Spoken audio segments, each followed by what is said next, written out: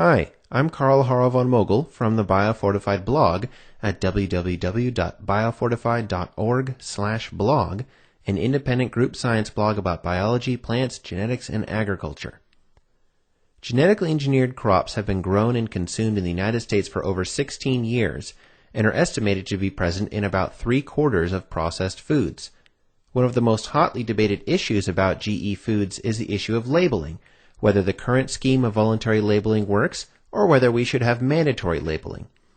On November 6, voters in California will have an opportunity to vote on a ballot proposition that aims to address that question, Proposition 37. From the description, Proposition 37 requires that foods sold in stores that contain genetically engineered ingredients be required to carry labels disclosing this information. It also prohibits marketing such food or other processed food as natural and exempts some classes of food such as alcohol, organic products, and restaurant food from these labeling requirements. The state estimates that the fiscal impact will be an increase in annual state costs from a few $100,000 to over $1 million to regulate the labeling of genetically engineered foods. Various claims have been made about this proposition, such as how much it will cost farmers and food producers, and thus consumers, to comply with the provisions should they become law. The proponents claim it will cost consumers absolutely nothing, while the opponents claim it could impact consumers by up to $400 a year. Proponents perceive these foods as risky, while opponents point to the existing research on safety. Where does the truth lie in these claims? Are these risky foods that must be labeled, or is this a risky proposition? To find out, I talked to Stacy Malkan, who directs the campaign that supports Proposition 37, and Kathy Fairbanks, who directs the campaign against it. The interviews were conducted separately, and you'll hear them back to back. Okay, now I'm talking to Stacy Malkan from the Yes on 37 California Right to Know campaign. Stacy, thanks for joining me. Thanks for having me, Carl. Sure. So, in your words, what's the importance of Proposition 37? Well, Proposition 37 is very simple. It's about our fundamental right to know what's in our food. And I think there's so much passion for this ballot initiative here in California because food is such a sacred part of our lives. It matters so deeply to all of us. And people are saying we absolutely have a right to know if our food comes from nature or if it was genetically engineered in a lab to contain foreign genes that haven't been in the food system before.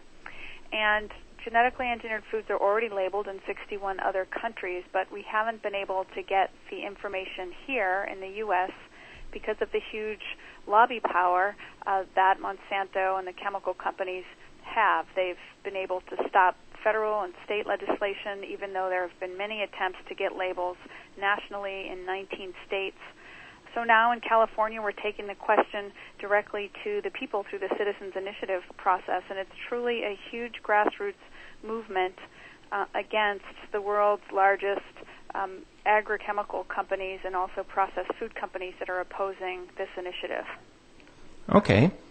So I want to ask you a quick question about one of the things you just said about between foods that came from nature versus something made in a lab with genes that we haven't eaten before. Correct. But aren't there ways to introduce genes that we haven't eaten before in combinations that don't exist in nature that aren't genetic engineering? Do people have a right to know about those ways of modifying as well?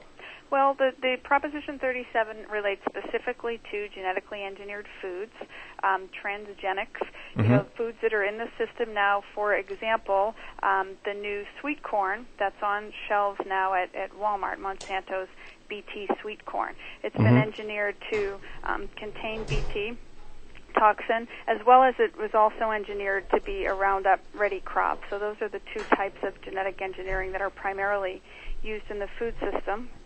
And no, those foods have not existed in nature before. It's the same sweet corn, but it contains genes that are engineered between a bacteria and a corn to produce insecticides. And people want to know. They want these foods to be labeled like they're labeled in most of the industrialized world. Okay, right. But my question was about what about the right to know about other methods of genetic modification that can also introduce genes and change them in ways that don't occur in nature? Well, just, the World Health Organization says that genetically engineered foods are different from conventional foods. We should have mandatory safety testing. And so that's what we're concerned about here. We're talking about the BT corn, the Roundup Ready corn, soy, cotton that's become so prevalent in the U.S. food system that people want to be labeled. It's different from conventional breeding. I know that's gone on for thousands of years, and there are lots of different ways of confusing the definition of genetic engineering. But this proposition is very clear and straightforward that it requires genetically engineered foods of the types I described to be labeled. Okay, yeah, so I understand that about the distinction of what is included in the proposition and what isn't. I had sort of questions about this later on, but since we're talking about this, I might as well ask them now. But if there's a way to introduce a gene that we haven't eaten before, its products, the protein it makes, and in a way that doesn't occur in nature, do you, yes or no, believe that people have a right to know about that new gene or gene product, even if it's not made through genetic engineering? Well, I certainly believe that people have a right to know, and also that, we ought to look at safety testing of foods that introduce new and novel proteins. The National Academy of Sciences has said that you can get unintended effects from these foods, and they can have health impacts. Now, of course, the question about safety testing is different. Proposition 37 does not address that. It's just about labeling. It's just saying that foods would contain a label that would say partially produced with genetic engineering if it's a processed food. And again, we're talking about corn, soy, sugar beets, canola, cotton primarily. Those are the genetically engineered crops that would be labeled. A few crops, but they're widely used in processed foods. So partially produced with genetic engineering would be on the label of processed foods, and then whole foods, of which, as you probably know, there are only a few right now in the food system, would have to carry a label on the bin that says genetically engineered. Okay. So, for example, the salmon that's in the pipeline for approval, which is the salmon genetically engineered with a type of eel to make it grow twice as fast, that would be labeled under Prop 37. And it should be labeled. I mean, people want to know. We get to know lots of other things about our food. For example, if salmon is wild caught or farm raised, or what area of the country it comes from. It's absolutely relevant if it's a different type of salmon that hasn't been in the food system before. Okay. So let's say you're a store owner and you have a bin of sweet corn in your produce department. So what would you have to do to comply with the proposition if it becomes law? You would have to put a sign on the bin that says genetically engineered.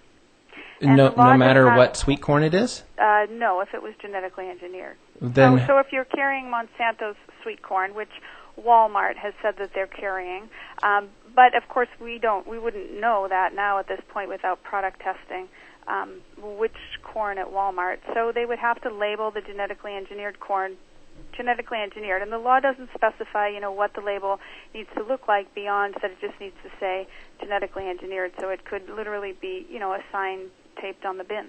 So then how would the store owner know which bins to label and which not to label? Well, they would have to find out from their suppliers. And then so the suppliers say, we get all these, we buy sweet corn from farmers here or there, and it all goes into one big batch. Yeah, that's a terrible idea, because then you'll contaminate the entire U.S. supply of sweet corn. And in fact, that is what's happened with some types of crops.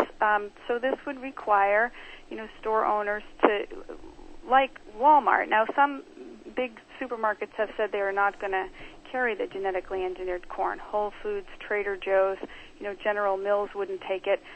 So they do know where food's coming from, and some stores are saying we're not going to take this corn. Now, Walmart has said they would take it, and so it's then their responsibility to label it and to know which of their corn is coming from which supply. It's not really that much to ask. It's literally asking them to have a piece of paper saying, this corn is not genetically engineered, or putting a label on the bin of corn that is. But isn't it more than just the label that's being put on the bin? Wouldn't there have to be a whole lot of tracking and even segregating of the genetically engineered and the non-genetically engineered at the distributors, and going back to who they purchase it from? I mean, wouldn't there be costs involved in that? Well, it's a very smart idea to track where genetically engineered food is going in the food system. And, there are costs involved in many ways in genetic engineering, and let me give you an example. There was a recent report from the USDA, a panel report, saying that organic farms are getting contaminated with genetically engineered seeds. That's a problem for farmers. Some whole industries have actually lost exports. This happened to the rice industry when rice in the southern U.S. got contaminated inadvertently with genetically engineered seed, and they could no longer export to Europe or other markets. Now, who pays for that? So the USDA is looking at this question of who should pay for farms getting contaminated, and deciding that maybe we ought to look at a taxpayer-funded insurance program to foot the bill, not going back to who produced the seeds in the first place, Monsanto.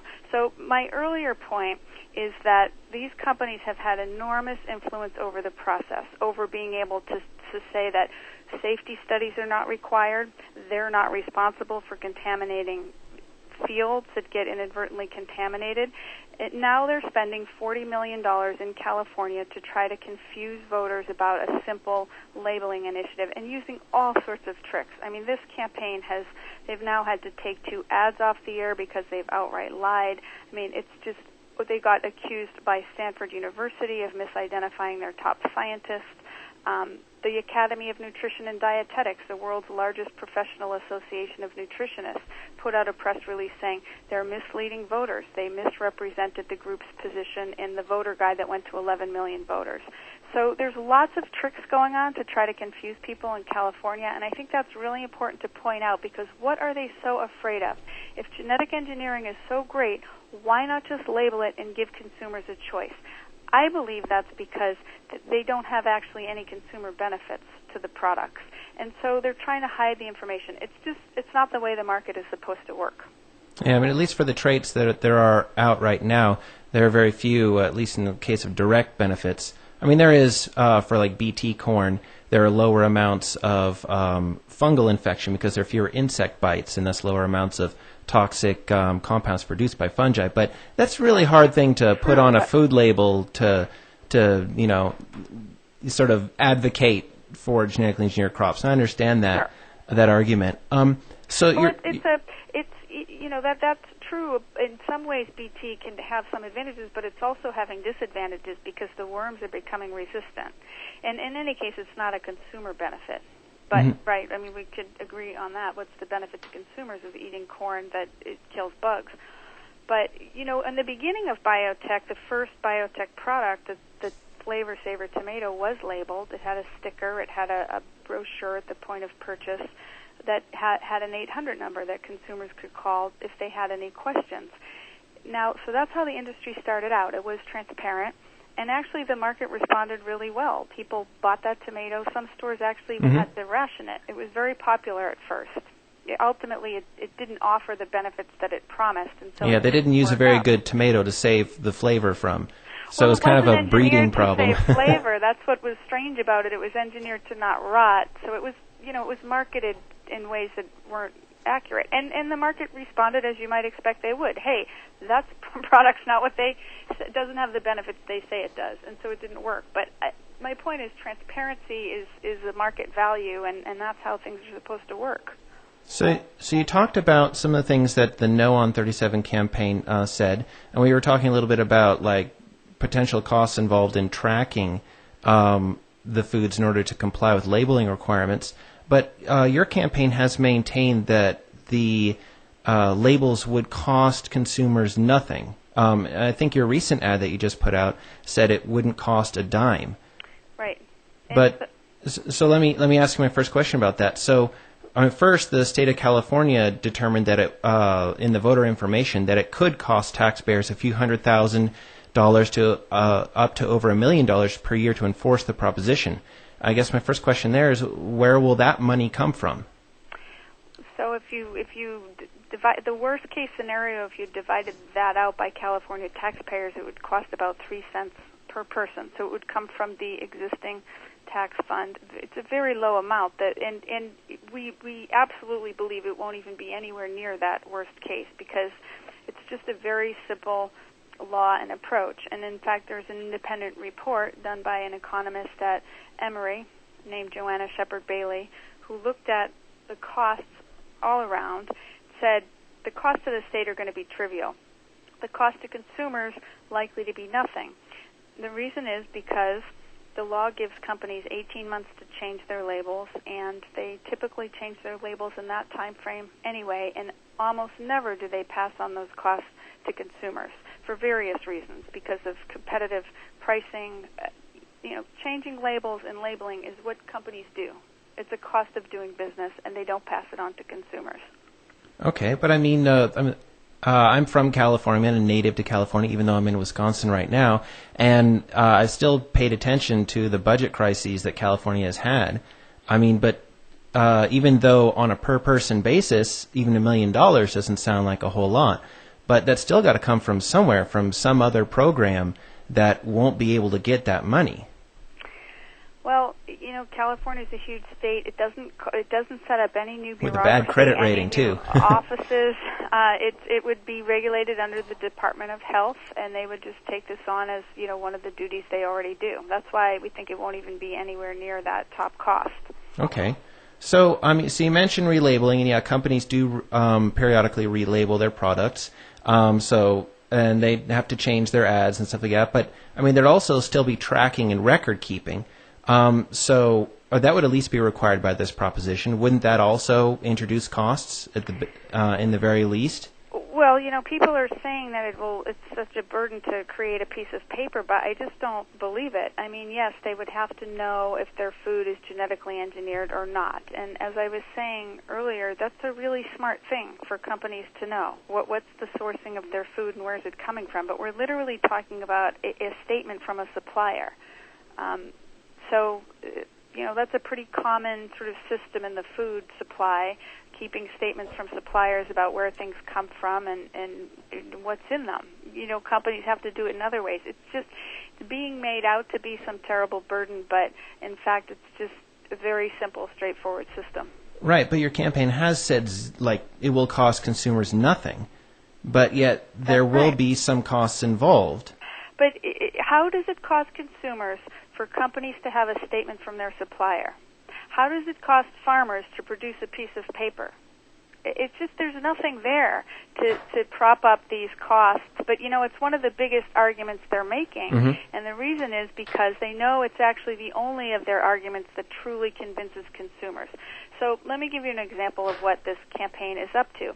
They put out a report many months ago by a consulting firm that has no economic expertise called Northbridge. They're best known for opposing recycling laws and bottle bill laws for the soda industry. They put together a report based on a completely faulty premise, considering Prop 37 as a ban and not a label. They come up with a cost of $400 a year, and they put it in a report. They send it to reporters across the state. Nobody covered this report because they knew it was a joke. But unfortunately, you don't have to tell the truth in political ads on TV. We've all seen the political ads, and I think we kind of know that, but yet the ads are somehow effective. So the 400 number is now all over the TV ads. Now the press is covering it as if it might be true without looking into the facts. It's based on nothing. It is truly an invented figure, but they're advertising it all over the state. So I do hope that you asked Kathy Fairbanks about that. Oh, yeah, I will be asking about the way that was calculated, certainly. Yeah, it's a completely bogus report based on totally false premises by a company that has no economic expertise. So it seems to me, though, that it would be somewhere between 0 and 400 per person, because I don't agree that it would be 0. You asked, what's the cost of a piece of paper, a statement from a supplier, but last week you participated in a discussion with the Mercury News. It was a web-based discussion, and you said, when asked about why the proposition exempts restaurant served food, you said requiring labeling of restaurant food would require a complicated level of record keeping. You have to track all the ingredients in a meal. But how is it that it can be complicated and it would take a lot of records to be kept, and that would be an issue and a reason to exclude restaurant food. But then with other food that's not served in a restaurant would not cost anything. Because if you're eating a restaurant meal, there's not a list of ingredients to it. But the chefs know what they put in it. So it's not the same thing as keeping track of food that has labels. I mean, restaurant food, alcohol, other things that don't have labels are exempt from Prop 37, yes. And also organic food, which does have labels. Yes, organic food, because it can't contain genetically engineered food in the first place. Well, it can, but conventional crops it's not, that are not genetically engineered are also exempt, and so that's where the statement from the supplier comes in, where you just say, I'm using food that's genetically engineered, or I'm not using food that's genetically engineered. So, I mean, about the statement from a supplier, what if they're mistaken? What if they bought from a farmer, the farmer said, oh, no, I'm not using GMOs, I'm using Roundup Ready, and they didn't know what they were talking about, and then you get basically a product that says produced, it doesn't have the label, but it was accidentally produced from genetically engineered crops. Wouldn't that lead to basically a misbranding one way or the other because it's about statements and not an actual testing? You know, I could just as easily say, what if Monsanto has a warehouse full of data that genetically engineered foods are really harmful? I mean, look, this is what we're talking about here. What? Is we have a right to know what's in our food. It is not a lot to ask for farmers to create a piece of paper to say whether they're growing genetically engineered crops or not. I mean, I'm just saying that some of the examples we're hearing, you could just easily say, you know, what if the sky would fall? I mean, it's just... I don't think that was an unreasonable question, because, if a food does contain a genetically engineered food, but one of the people in the chain didn't think it did, and they just said, oh, yeah, it doesn't have it, then it would just be a statement. It wouldn't actually be telling people, it wouldn't actually be, because I'm not saying that there should be a requirement to test, but if there was a label that said it is or isn't, if it's just based upon statements and not testing, couldn't that lead to misbranding? Well, it is a system of trust in a sense. Mm-hmm. Okay. However, you know, I think there can also be checks and balances on that system if people did want to do testing. But it doesn't require testing, that's true, and some other countries do. And this was intended to be a simpler approach because it's based on intent. Are you intending to use genetically engineered foods or are you not? And, you know, I think the bottom line on this, on labeling, on costs, on how companies are going to respond, is that companies tend to label honestly. They do. I mean, they put the calories on there, they put the fat content, mm-hmm. they put the allergy contents. They do it honestly, as far as we know, without problems, whether or not they think that's going to be desirable for consumers. So, you know, that's what this is. It's an extension of labeling, which companies do. They don't pass the costs on to consumers. You know, the whole organic system is based on statements and suppliers, and that works fine. It's a common sort of mechanism for keeping track of how things work in the food system. So you can say a lot of things, and I mean, I've heard both sides argued, sort of what you were getting at in your question right there. What if we can't trust them? So I've heard, you know, the opposition argue that this is so burdensome for farmers, they can't possibly do it. But then they will also argue it's not burdensome enough for the foreign countries. How can we trust them? Well, now, so that's arguing both sides of an issue. Now, there's not a lot of genetically engineered foods coming to the U.S. from other countries. So, if they really, almost none. It's mostly grown in the United States, canola from Canada. We're the main producers of genetic engineering at this point. Brazil? Brazil has a lot. So, yeah, some from Brazil. Australia. But we're the main producers and exporters of the main genetically engineered crops and food, which is corn and soy. Okay, so I've just got a couple other questions for you, if you've got time to keep talking to me. you were talking about the science, about, what if Monsanto has some warehouse with all this scary data? And I follow the science about genetically engineered crops pretty closely, and it seems like the Yes on 37 campaign has sort of amplified the relative risks of genetically engineered crops, I think, out of proportion. I mean, it's even written into the proposition at the very beginning about potential risks. But when the weight of the scientific literature shows that these foods are not inherently risky, it makes me wonder why, if this is about the right to know, does the Yes on 37 campaign run a campaign that basically trying to scare people about, oh no, what if Monsanto's got some secret pile of data that shows it's harmful? Why try to get people afraid like that? Well, let me clarify that statement. I don't know what kind of science they have.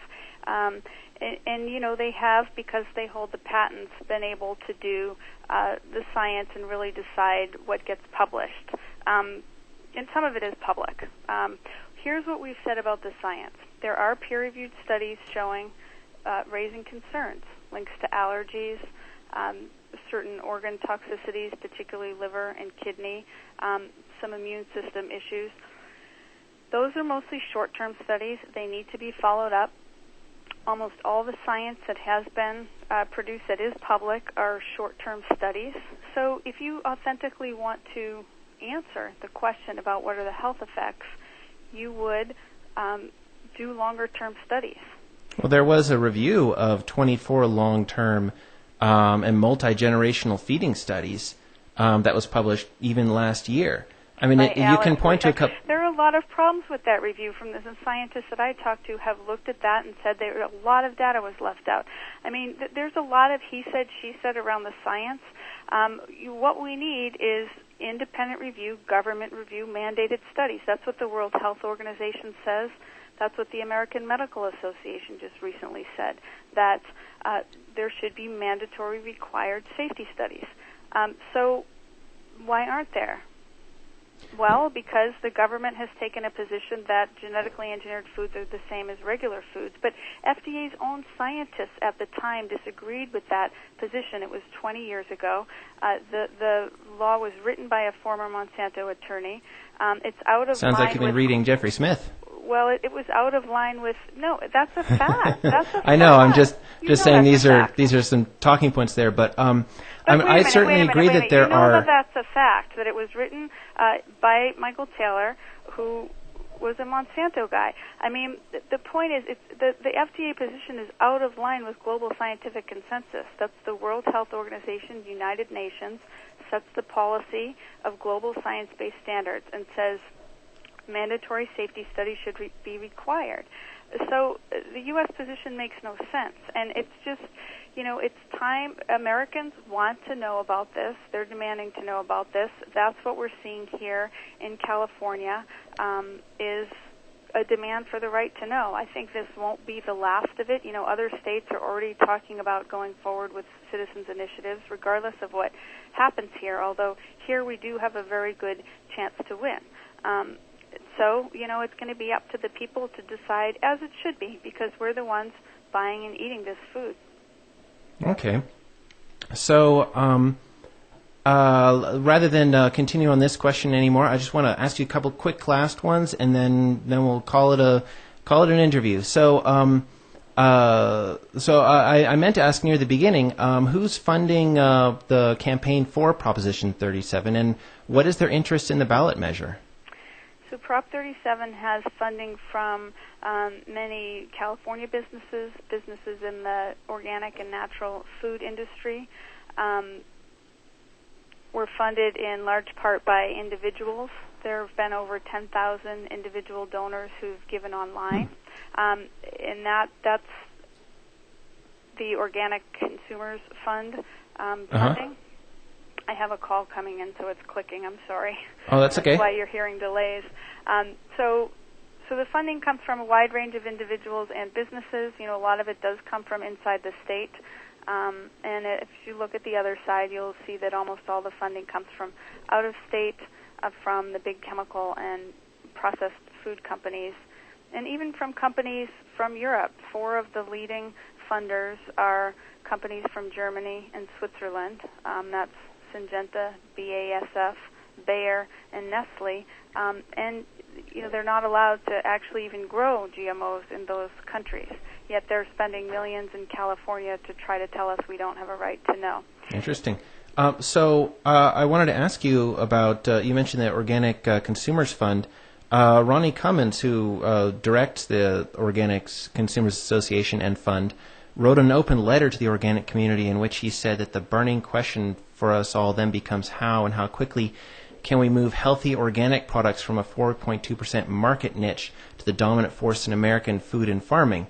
And then he said the first step is to change our labeling laws. I mean, is this, you mentioned a lot of basically food companies that are selling competing products are pushing for this labeling measure. I mean, is there an economic interest from the people who are, aside from individual donations, certainly got a lot of grassroots support, but I mean, is there an economic interest from some of the larger donors? Well, that question was put actually to some of the larger donors at a press conference this week, and these CEOs said, actually, no, they stand to lose market share with labeling.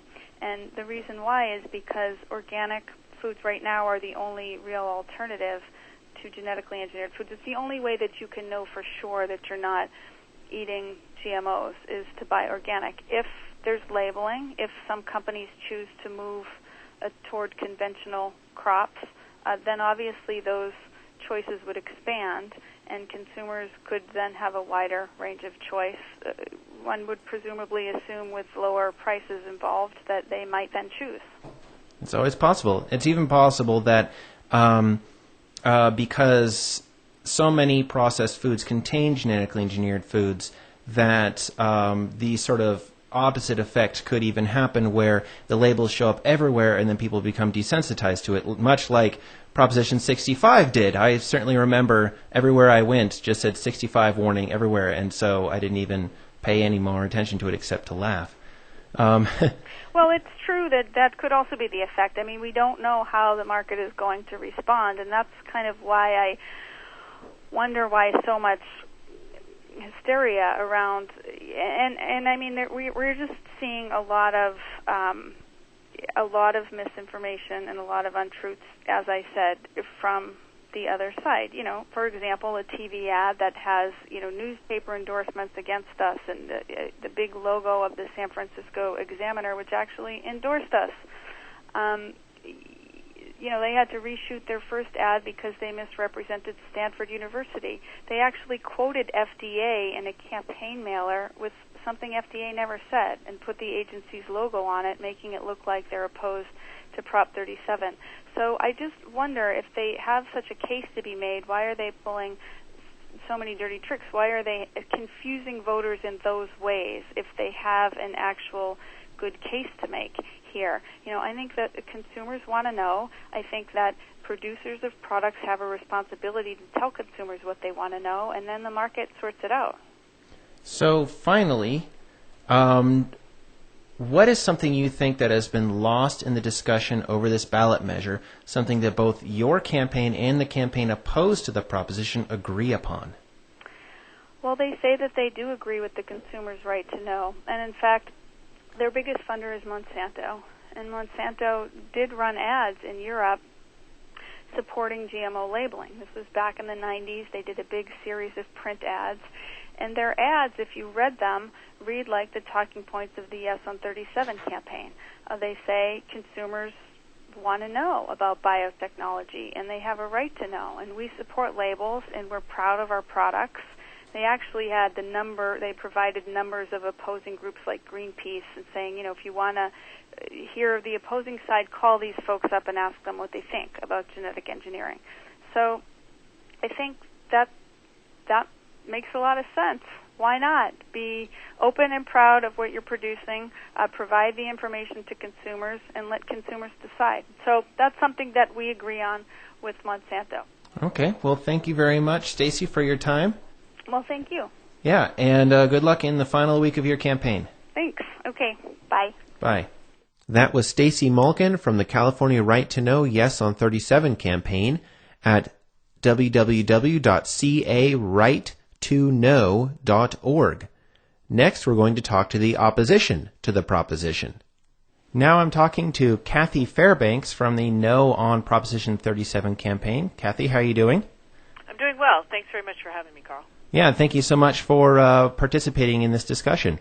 So, in your words, what is the problem with Proposition 37? Well, Proposition 37 is not a simple labeling measure as proponents claim, not by a long shot. It's actually much more complicated, and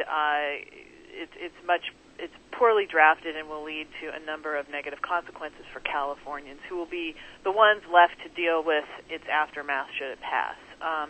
First and foremost, the measure was written by a very well-known trial lawyer here in California. His name is James Wheaton. He drafted Proposition 37, and it is a measure that gives trial lawyers a new avenue to file lawsuits against grocery retailers, food companies, and family farmers. The measure also is going to increase state taxpayer costs by more than $1 million a year here in California, and our state is flat broke. There are actually 3 other tax increase measures on the ballot here in California, along with Proposition 37, because the state budget is in such dire straits. So it costs state taxpayers money. It will lead to meritless lawsuits filed by lawyers. All of this is going to increase grocery bills for California consumers by up to $400 a year. And for what? For a measure that doesn't provide any health or safety benefits to consumers and actually exempts 2/3 of the foods that we eat every day. So, no matter which way you come at Prop 37, it's flawed, it's costly, and it should be defeated on November 6th. Okay. So who's funding the opposition to Proposition 37, and what is their interest in defeating the ballot measure? Well, there are a number of groups that are interested in defeating Proposition 37. Our coalition of groups that oppose the measure include virtually the entire agriculture community in California. 80,000 family farmers based in our state oppose Proposition 37 because it will add new regulations, new burdens on them. The entire grocery retail community is opposed to Proposition 37 because they are going to be the first hit with lawsuits, and it's primarily the grocery retailers, the grocery stores, the markets, the ethnic markets that are tasked with complying with these regulations and making sure that food is properly labeled. So the first entity that the lawyers will sue will be grocery retailers, even if they're doing everything right. Also opposed to Proposition 37 are scientists, researchers, doctors, and Nobel Prize winners, Nobel laureates, business groups, taxpayer groups, community groups also oppose Proposition 37 because they have concerns about the lawsuits, about the additional bureaucratic red tape in California, but most importantly, the higher costs that will be passed on to consumers at the grocery checkout line. Okay. And then this also includes grocery manufacturers and the biotech companies, right? Right. Yes, they're opposed to Proposition 37 as well, absolutely, because they along with the grocery retailers, along with the family farmers, and really anyone associated with the food product can be hit with a meritless shakedown lawsuit, even if they're following the law, even if they're doing right. That doesn't protect, even if they're doing everything right, they are not protected from getting hit with a meritless claim because there's no proof needed to allege that someone is violating the law, and Proposition 37 doesn't even require the trial lawyers filing a lawsuit to show any damages. No one even needs to be hurt, or they don't have to show any damages prior to filing a lawsuit. This measure makes it very, very easy to file a lawsuit, and then it's up to the entity sued, whether it be the small Latino market on the corner or the big grocery store or the food company or the farmer. If they're sued, they're left with a choice, essentially. Do I spend tens of thousands, maybe hundreds of thousands of dollars and many years proving myself innocent in court, or do I simply try to settle with the other attorney so that I can save some money, save some time, and make this case go away? And we see that a lot in California. There are a lot of predatory trial lawyers. There are a lot of good lawyers who do good things, but there are also a lot of lawyers here in the state who take advantage of existing law and work it to their advantage so that they can quickly generate a settlement, get their attorney's fees and costs, and move on to the next one. And that's what we see happening with Proposition 37. And frankly, that's what 41 editorial boards also saw. The newspaper editorial boards in California are overwhelmingly against Proposition 37, and many of them called out the enforcement provisions as their number one concern because they recognize that innocent people could get sued, and that at the end of the day, it just drives up costs for consumers, and it drives up grocery prices. So just to be clear about the lawsuit part, this has been one of those points of contention between the yes and the no camps. So under the provisions of the measure, so that they can sue if there's no evidence, even if there's no evidence of damage, and then if let's say the person who sues wins the case, then the person who loses has to pay all their court costs, right? But they don't get any extra reward on top of that, do they? Yes, they do. Yes, they do. This actually allows for damages. I know that the Yes on 37 campaign likes to pretend that it doesn't, but the measure allows for damages. And the way it would work, and attorneys' fees and costs. And this is why this will be such a powerful tool to strong arm a settlement out of people who get sued, is because the law allows trial lawyers to go back 3 years and sue a grocery store or anybody for 3 years worth of that product sold. So, for example, a grocery store is carrying cereal that is unlabeled, and it will likely be unlabeled because it has no GE. Most companies will follow the law, and I think the Yes on 37 campaign would agree that companies are going to follow the law. If this passes, they'll either label their products and keep the same ingredients, or they'll switch out all their GE ingredients and go to non-GE, whether it's organic or whatever. They'll switch it out, and then they won't need to label because the measure says that if there's no GE, you don't need a label. What this measure allows lawyers to do, though, is to go into the grocery store, identify a box of cereal, let's say, or granola bars or something. It won't have a label, and the reason would be because all the GE is gone, following the law, doing everything right, but because the lawyers don't need to have any proof, they can file a lawsuit saying, we believe that this unlabeled product contains genetically engineered ingredients. It has no label, but it has corn in it, or it has soybean oil in it, or it has canola oil, or some other GE product that could be GE, but in this case isn't. They can say, we think it's GE, we're going to sue you, and we're going to go back 3 years for each product that you've sold. So it's a box of cereal. Each box of cereal is $4, let's say. You've sold 10,000 boxes of those cereal, 10,000 boxes of that particular cereal in the last 3 years, because the statute of limitations is 3 years. That's $40,000. Plus, we're going to seek attorney's fees and costs. And now it's up to the grocery store to say, okay, so $40,000 times the attorney's fees and costs. Can I settle this suit for less?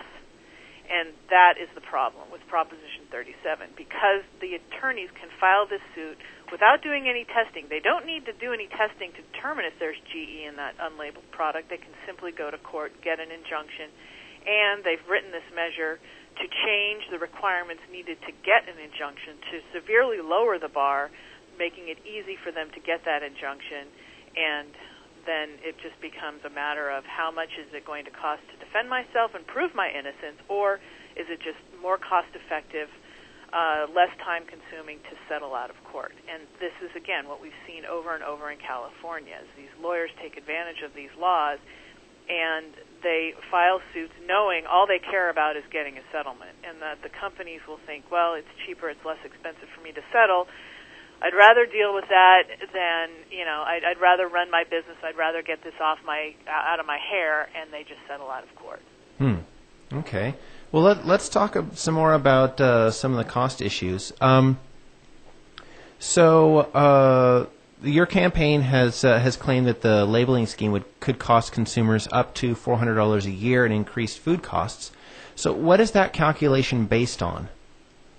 The calculation is based on what food companies could do if Proposition 37 passes. They will essentially have two options. Either they keep the same ingredients and they label their products and they sell them in California. Remember, this is a state, this is a California-only measure. This doesn't impact any other state in the nation, just California. Mm-hmm. So, or at least by law it doesn't impact, but it could still impact. If the food companies decide to sell a labeled product outside California, which is very unlikely. They haven't done that anywhere else. In fact, in other countries, they've attempted to get underneath the threshold so that they don't have to label, which is why it's more likely that option 2 is what would likely happen, and that is change out their GE ingredients and switch to higher-priced organic or higher-priced conventionally grown or higher-priced certified non-GE, use those in the products and not label. And to make that switch, it's going to be very, very costly, between $4.5 and $5.2 billion a year to source all these non-GE ingredients, because as you know, most of the canola, most of the soybean oil, most of the corn in the United States, most of the sugar beets are 50%, are GE. So it's going to be expensive to source non-GE ingredients. That will drive up the cost. So if the food companies seek to avoid the labeling and switch out all their GE ingredients, this will be very, very expensive, again, between $4.5 and $5.2 billion a year. If you translate that down into how many households are in California, we come up with a figure of between $350 to $400 per year. Now, that doesn't even include the cost of the regulations heaped on farmers who will have to then pass that up the food chain. That doesn't include the settlement costs that will increase the cost of doing business for everyone from the family farmer all the way up to the grocer. Those two will be passed on to the consumer. So it's likely that it could even be more costly than that. But it's tough to come up with an estimate of how many lawsuits will be filed and all that sort of thing. We can look to what happened with Proposition 65, which is the previous measure written by Attorney James Wheaton, who also drafted Proposition 37. He himself has made $10 million from suing companies under the terms of Proposition 65 just in the last 10 years. Overall, we know that settlements from the Prop 65 litigation have amounted to $500 million, $500 million in settlements, and 75 to 80% of that $500 million has gone to attorneys' fees and costs.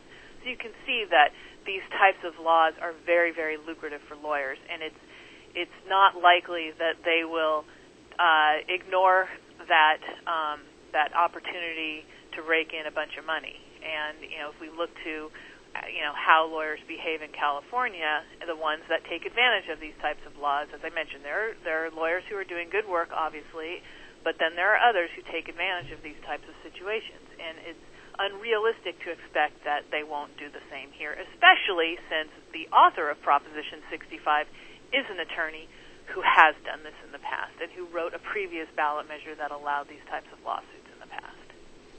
Okay, so about the calculation, so the $400, $350 to $400 figures based upon switching out ingredients to avoid the labels.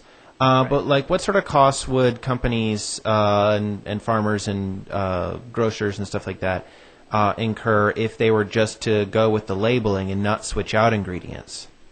We estimate that to be between $300 million and $800 million a year in California, because we don't find it likely that the companies will sell labeled products that are only required in California outside the state.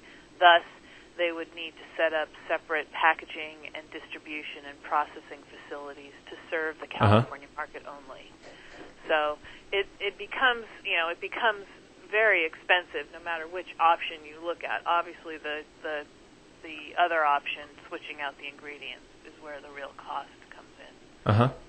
So, if, let's say, companies were to mostly go with just labeling and not switching out the ingredients, mostly, for one thing, non-genetically engineered ingredients that are, sort of certified to be non-genetically engineered cost more, and organic food costs more. Yes, one of our blog contributors has suggested that a lot of non-GE ingredients could be sourced from China because they produce more non-GE than we do, since a lot of the commodities here are genetically engineered.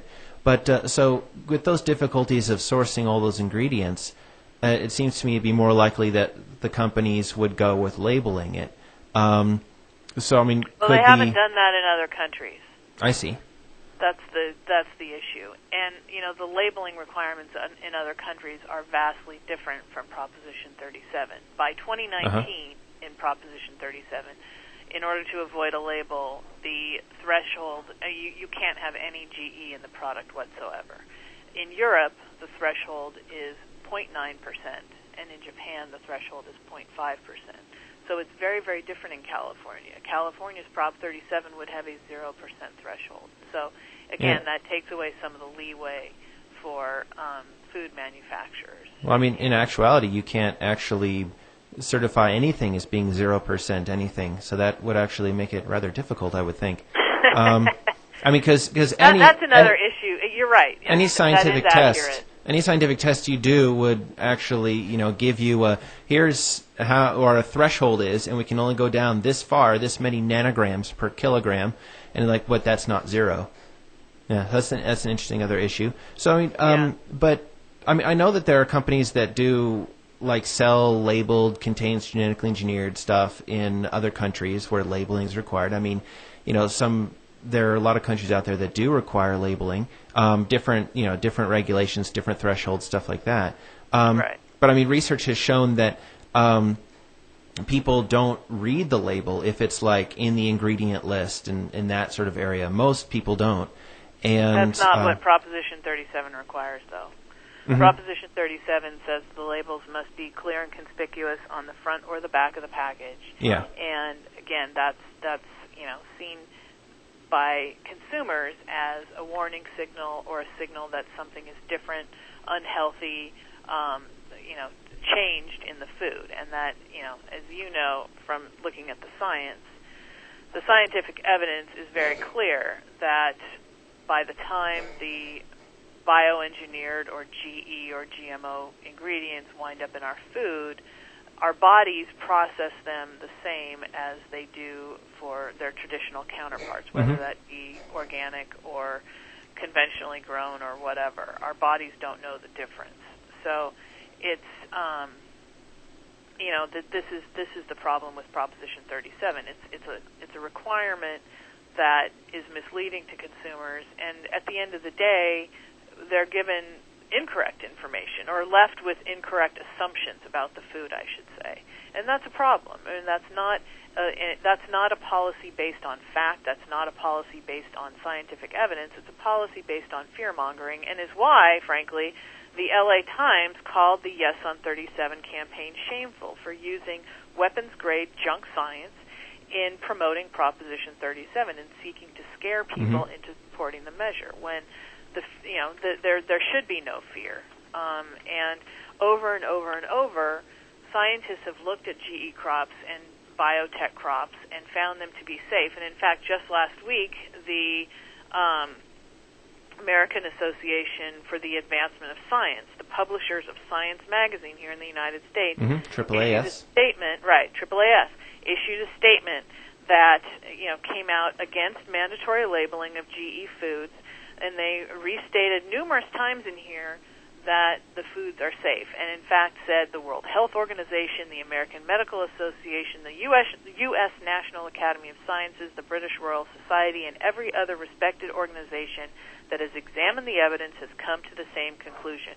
Consuming foods containing ingredients derived from GM crops is no riskier than consuming the same foods containing ingredients from crop plants modified from conventional plant improvement techniques. So the science is on our side, and this is a measure that purports to do one thing, but really is about other things. It's about enriching trialers, giving them an opportunity to file more meritless shakedown lawsuits to encourage quick settlements and cash in their pockets. It's about a measure that increases state regulations. It's a measure that will burden family farmers here in California and put them at a competitive disadvantage with their counterparts in other states or even in other countries. And it's a measure that also includes a whole bunch of exemptions for foods that can contain GE ingredients. And these exemptions are not put in here for policy reasons. They were included or exempted for political reasons, because the drafter did not want to take on the alcohol industry or the restaurant industry or the dairy industry or the meat industry. So this is a measure that, was drafted in, back rooms among, a lawyer who put pen to paper and put this thing together and submitted it to the Attorney General, and it's just very, very badly flawed. And that's why, as I mentioned earlier, more than 40 newspapers in California have looked at Prop 37, and they've come down on the side of urging their readers to reject it. Some of them are even papers that support labeling, but they've looked at the details in Prop 37 and they realize it's bad news for California. I mean, we've got paper, the LA Times says no on Prop 37. They called it sloppily written. The San Francisco Chronicle acknowledged that it could become a legal nightmare for those who grow, process, or sell food. The Sacramento Bee called it a classic example of an initiative that shouldn't be on the ballot, and said even voters who worry about genetically modified food should reject Prop 37. Well, one of the things on that note I think is rather interesting about the proposition is that it doesn't actually tell you what is in there. It tells you what may have been used to produce, but because it's just sort of going off of a paper trail, it's not really telling you what is in there, what's the trait. So it doesn't really give you the what, and it also, it doesn't give you that kind of certainty about whether or not it is in there. I mean, but I'd like to talk about the science in a moment. I just have a couple quick questions about the issue of costs, if we could go through them. So, like, if the companies were to just go with the labels, and even if there was a segregating between labeled stuff sold in California and unlabeled stuff sold in other states, I mean, how would that compare for what the potential increase in food costs would be? How would that compare to the switching out the ingredient scheme? We think that the cost, if food companies decided to label and keep the same ingredients, label their product, they would ship them to California only. This would be between $300 million to $800 million a year. I see. The so other cost, about how much would that be per person on average in California? We didn't break that down. I mean, I can get my calculator out and do the math quickly, but we believe that the other scenario is far more likely because we look at what has happened in other countries. And again, the food companies have generally sought to avoid labeling, and so they've worked to change out the ingredients and get within the threshold. I mean, since you're saying for other countries, the U.S. is different. Perceptions of genetically engineered crops are different in the U.S. than in other countries, especially like Europe, for example.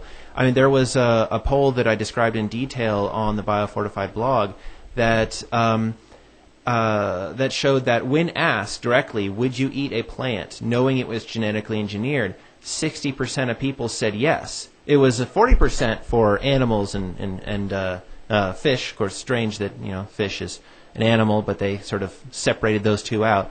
But 60% still said yes, and if I think the food manufacturers knew this, they'd be perhaps less inclined to try to switch things out, except for the issues of the potential lawsuits or other costs like that. But that again, I want to keep going back to that because really we're not voting on one component of Proposition 37. We're voting on its entirety, and this measure is a mess. This measure has a whole bunch of different provisions that have nothing to do with what the Yes on 37 campaign likes to talk about. I mean, this measure allows private citizens to sue to enforce the law with no proof of an allegation, with no proof of damages, and it makes it very easy that these lawsuits can be filed and approved by the courts. Thus, it makes it very easy to shake down those who get sued and shake them down for a quick settlement so that the lawyers can get their attorney's fees and costs, they can get some damages, and move on to the next guy. And that really is a problem. I mean, if you can imagine operating a business and having the threat of this type of litigation hanging over your head day after day after day, that you could be sued for violating this law with no proof, even though you're doing everything right and you are following the law. And it's one thing to allow people to sue alleging a violation when they have facts or when they have proof, but Proposition 37 allows a lawsuit to go forward, allows an attorney to gain an injunction in court prohibiting the sale of that product with no proof that anyone has done anything wrong and no proof of damages. Okay, so it's a terrible climate in which to operate. Yeah, I mean, it could make some things more difficult. So the but if like the cost is going to be more, more like the just the tracking and the record keeping and switching out the labels and that sort of stuff, it could be less than $400 per person per year. And do you think that by emphasizing the $400 figure, even though you think that is the more likely one, could make people just overly fearful of the cost implications, at least just the direct ones like that? I'm not sure what your question is. Oh, I could rephrase. We're presenting people with a realistic cost estimate how Proposition 37 could impact them over the course of 1 year at the grocery store. It doesn't even factor into the equation the additional costs for the grocery retailers who do have to maintain the paperwork, as you said, who are exposed to lawsuits, as we've talked about. And that, too, will add on to the cost of doing business in California. And regulations, additional requirements are, passed on by businesses to the people who buy their products. And in this case, everyone associated with a food product, everyone on the food chain is going to be forced to pass those costs up the chain, and in the end, it's the consumer who pays those costs. And that's one of the things we want to keep, we want people to keep in mind, is that Proposition 37 is going to cost more, is going to raise food costs. There's absolutely no question about it. And it's a part of Proposition 37 that people need to keep in mind. And, we're asking them to take a hard look at Proposition 37, to look into the details, look into the facts, and determine if they want to live in a post-Prop 37 California. And I think what we're seeing, at least in some of the public polling, is that people are looking into the details. They're looking at their editorials in their newspapers. They're evaluating Prop 37 on their own. They're reading the ballot pamphlet. They're reading news stories, and they're not really liking what they see. And, we keep making the case this is not just a simple little old labeling measure. This isn't just about adding a few drops of ink to a label to put a few words on the packaging. It's far, far more complicated and far more pernicious than that. Okay. So let's talk about the science before you have to go. So you mentioned about, you said the science is on your side. Right. I mean, I can certainly say that the weight of the scientific literature shows that these foods are not inherently risky. Right. Your campaign has emphasized that. However, it seems like the primary focus has been pointing out potential economic costs of the proposition and, the law stuff, lawyer things as well, and not with necessarily educating people about genetic engineering itself. Couldn't some of the many, I guess it's been tens of millions of dollars spent fighting this proposition, have perhaps a better impact through educational and outreach efforts? Well, but this is a measure about Proposition 37. I mean, that's what voters are going to be evaluating in in 1 week today. Yeah. That's the measure on the ballot. And, we've got a very big state in California. We've got lots of voters. We've got lots of media markets. And it's important to ensure that voters everywhere understand Proposition 37. And as I mentioned, they're reading up on it. They're reading the No on 37 editorials that have run in nearly, I should say, every single daily paper in California, and they all have pointed out the measure's flaws. And that's the important thing, is that Proposition 37 is a flawed measure. It's sloppily drafted, according to the LA Times. It's a mess, according to the Riverside Press Enterprise. I mean, these are the things that voters need to understand about Prop 37. It's not just a simple labeling measure. Okay. So, I mean, it seems like this wouldn't necessarily be something for your campaign to answer because you are trying to defeat this measure. But I mean, the more something for the organizations that support your campaign. But it seems like there's a potential missed opportunity if there's this much resources to discuss this topic.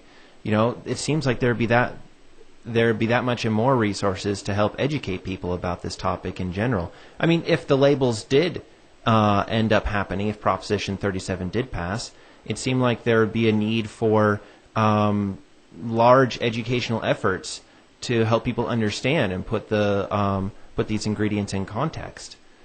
I'm wondering, though, if you might, have any thoughts on what kinds of labels some of your supporters might even support in the future. I mean, as you said, Proposition 37 is more than just a label. It's all these other things as well, all these other provisions. But, I mean, do you think there might be some forms of GE labeling that people, even your supporters, might support? Well, that's, I think, a discussion for after Proposition 37. As you mentioned, I'm working to defeat Proposition 37. I represent the entire coalition of California and other companies that are opposed to the measure because of its all of its provisions. And obviously this discussion is going to continue beyond Prop 37. Mm-hmm. One way or another. Right, exactly. Okay, so I guess finally, what is something you think has been lost in the discussion over this ballot measure? Something that both your campaign and the campaign opposed to the a campaign in favor of the proposition agree upon? Let's see. I don't know. I think we both we agree that the proposition exempts out.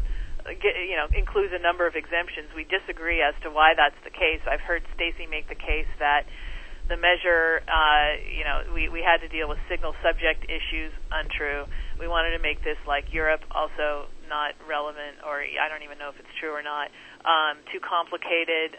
We had to start somewhere. I've heard a whole bunch of different reasons for the different exemptions, but the fact of the matter is Prop 37 doesn't even include in its requirements 2/3 of the foods we eat every day, and we're talking about foods that can contain GE ingredients. They exempted restaurant food, they exempted alcohol, they exempted dairy, they exempted meat, so it sets up a very strange situation. Also, foreign food coming in from other countries is exempt as long as the shipment of food contains a letter or a sworn statement saying that the food is unlabeled because it's GE-free, and there are no checks, no requirements to ensure that the foreign entities shipping food into California are actually being truthful in that statement, and so it sets up a situation where the foreign producers, if they're unscrupulous, they could violate the law, and consumers could be eating GE without even knowing it if it's coming from an unscrupulous foreign producer. Okay. Well, thank you very much, Kathy, for participating in this discussion. And in your final week, good luck with your campaign. Okay, thanks very much, Carl. Okay, thanks. Bye. Okay, bye-bye. That was Kathy Fairbanks from the No on 37 Stop the Deceptive Food Labeling Scheme campaign at www.noprop37.com. I hope you enjoyed these interviews, and I hope that you learned something about this proposition, its supporters, and its critics, just as I did.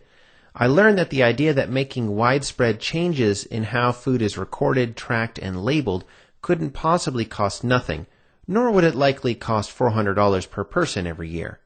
Strangely, the proponents, when pressed, admit that this kind of tracking would be costly with one category of food, but do not acknowledge that the same would be true for the other foods covered by the proposition.